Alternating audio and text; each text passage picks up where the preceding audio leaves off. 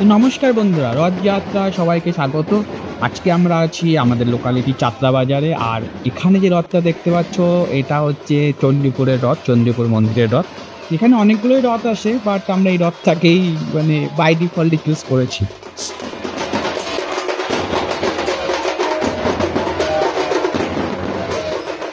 আর এই রথযাত্রা বা রথ দ্বিতীয়া এটা আষাঢ় মাসের শুক্লা দ্বিতীয়াতে।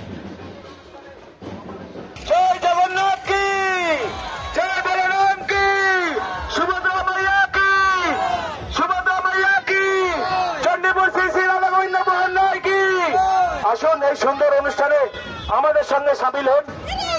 আমরা ধীরে ধীরে জগন্নাথ দেবকে নিয়ে গুন্ডিচা মাসির বাড়ি রওনা হয়েছি। এই সুন্দর অনুষ্ঠান আমাদের সঙ্গে সামিল হন। আর এই রথযাত্রার পেছনে একটা ইতিহাস আছে, খুব সুন্দর একটা ইতিহাস, যেটা আমি ছোটোবেলায় শুনেছিলাম, তোমাদের কাছে শেয়ার করছি। তো রথযাত্রা বিষ্ণু পুরাণ অনুযায়ী ভগবান কৃষ্ণ তার ভক্ত রাজা ইন্দ্রদমনের সম্মুখে আবির্ভাব হয়, যেটা পুরীর সমুদ্র বিচে, সমুদ্র তটে। তো ওখানে উনি একটা কাঠ দেয়, কাষ্ঠখণ্ড দেয় বা কাঠের টুকরো দেয়, যেটা দিয়ে ভগবান কৃষ্ণ বলে যে এটা দিয়ে একটা মূর্তি তৈরি করো। তো যথারীতি রাজা সেই কাঠটাকে নিয়ে নেয় এবং চমৎকারভাবে সেখানে একটা ব্রাহ্মণ এবং বয়স্ক ব্রাহ্মণ কাষ্ঠশিল্পীও আবির্ভাব হয়ে যায় এবং যিনি এই মূর্তি তৈরির দায়িত্বটা নেয়। কিন্তু তিনি একটা শর্ত রাখে, শর্তটা হলো যে যতদিন পর্যন্ত এই কাজটা চলবে ততদিন পর্যন্ত যেখানে কাজটা হবে সেখানে কেউ আসতে পারবে না, ঘরের ভেতরে বন্ধ অবস্থায় কাজটা হবে, কেউ দেখতে পাবে। তো রাজা যথারীতি তার এই শর্তে রাজি হয়ে যায় এবং যথারীতি কাজ শুরু হয়। রাজা এবং তার সহকর্মীরা যারা সবাই খুব এক্সাইটমেন্ট থাকে যে কবে মূর্তিটা তৈরি হবে। তো তারা প্রতিদিন কী করতো, যেখানে মূর্তি তৈরি হতো তার দরজার সামনে গিয়ে তারা দাঁড়াতো এবং ভেতর থেকে আওয়াজ ভেসে আসতো কাজ করার। এইভাবেই দিন কাটছে। 6-7 দিন বাদে একদিন রাজা সেখানে গিয়ে দাঁড়ায় এবং যথারীতি সেই আওয়াজটাও শুনতে পায়, কিন্তু হট করে আওয়াজটা বন্ধ হয়ে যায়। তখন রাজা এবং উৎসাহী রানী এবং তার সহকর্মীরা খুব উৎসাহ কন্ট্রোল করতে না পেরে দরজা খুলে ভেতরে ঢুকে। তো দরজা খুলে ভেতরে ঢুকতেই দেখে অর্ধনির্মিত মূর্তিটি রয়েছে, আর সেই কাষ্ঠশিল্পী তিনি আর নেই সেখানে, তিনি পুরো উধাও। পরে জানা যায় যে কাষ্ঠশিল্পী যিনি ছিলেন তিনি হচ্ছে দেবশিল্পী বিশ্বকর্মা। তো এই অসমাপ্ত মূর্তিটিকে দেখে রাজা তো খুবই পরিমাণে অনুতপ্ত হয় যে কেন তারা ভেতরে ঢুকলো, এবং তাদের মনটাও খুব ভেঙে যায়।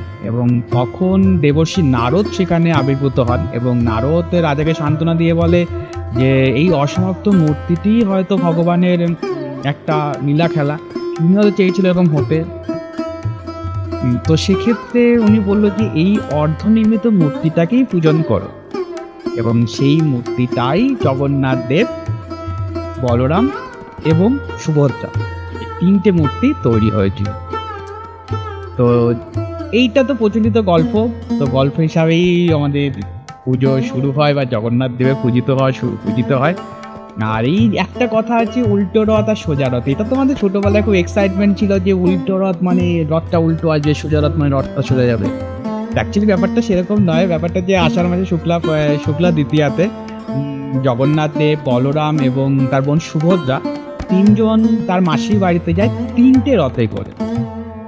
তো এই মাসি ভগবান কৃষ্ণের ভক্ত রাজা ইন্দ্রদমনের পত্নী গুন্ডিচা। তো যথারীতি ভগবান তার মন্দির থেকে 7 দিনের জন্য তার মাসির বাড়িতে যায় এবং 7 দিন পরে তিনি পুনরায় আবার মন্দিরে আসে। তো এই যাওয়াটাকে বলে সোজা রথ, ফেরাটাকে বলে উল্টো রথ। ছোটোবেলার জিনিসটা অনেকদিন পরে ঘোর কেটেছি। তো যাই হোক বন্ধুরা, তো এই অনুষ্ঠানটা তো খুবই এক্সাইটমেন্ট, খুবই আনন্দের, এবং সেটাও দেখতেই পাচ্ছ।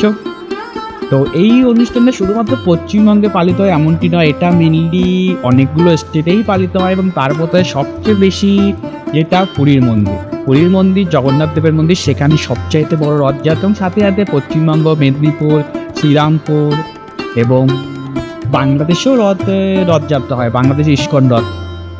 আর আমাদের ইস্কনের সহযোগিতায় বলো বা তাদের জন্যে বলো, বিদেশেও অনেক রথযাত্রা হয়। তো এটা এখন বলতে পারি পুরো ওয়ার্ল্ড জুড়ে এটা হচ্ছে রথযাত্রাটা, সবাই এটা আনন্দ নেয়, আমরা আনন্দ নিচ্ছি, বন্ধুরা তোমরাও আনন্দ নাও আর খুব পরিমাণে আনন্দ করো, ঘোরো, রথের দড়ি টানো আর সব কিছু ঘুরে ফিরে দেখো আর রথ দেখো আর কলাও বিক্রি করো, ওটা যেন ভুলো না।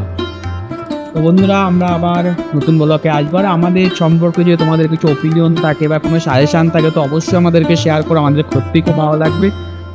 জয় জগন্নাথ।